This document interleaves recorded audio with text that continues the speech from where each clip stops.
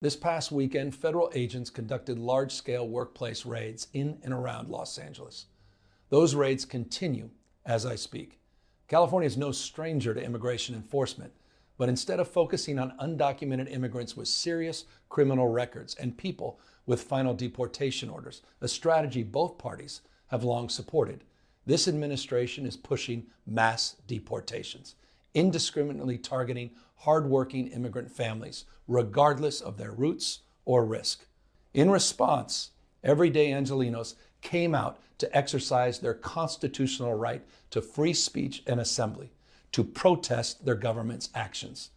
In turn, the state of California and the city and county of Los Angeles sent our police officers to help keep the peace. And with some exceptions, they were successful. If you incite violence or destroy our communities, you're going to be held to account. That kind of criminal behavior will not be tolerated, full stop. Already more than 220 people have been arrested, and we're reviewing tapes to build additional cases, and people will be prosecuted to the fullest extent of the law. Again, thanks to our law enforcement officers and the majority of Angelenos who protested peacefully, the situation was winding down and was concentrated in just a few square blocks downtown. But that's not what Donald Trump wanted. He again chose escalation. He chose more force.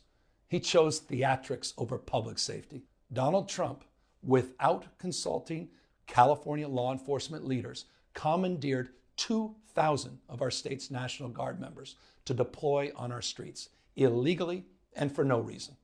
This brazen abuse of power by a sitting president inflamed a combustible situation, putting our people, our officers, and even our National Guard at risk. These are the men and women trained for foreign combat, not domestic law enforcement. We honor their service. We honor their bravery. But we do not want our streets militarized by our own armed forces, not in LA, not in California, not anywhere.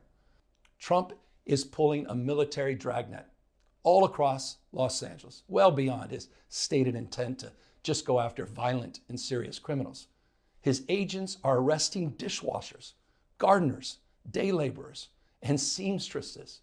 That's just weakness masquerading as strength. Donald Trump's government isn't protecting our communities. They're traumatizing our communities. And that seems to be the entire point. Just yesterday, we filed a legal challenge to Donald Trump's reckless deployment of American troops to a major American city. Today, we sought an emergency court order to stop the use of the American military to engage in law enforcement activities across Los Angeles.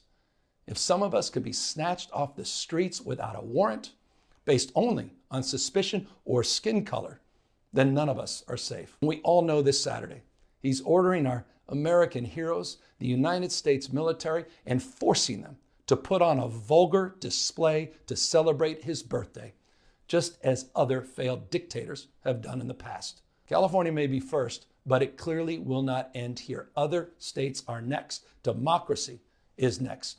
Democracy is under assault before our eyes. This moment we have feared has arrived.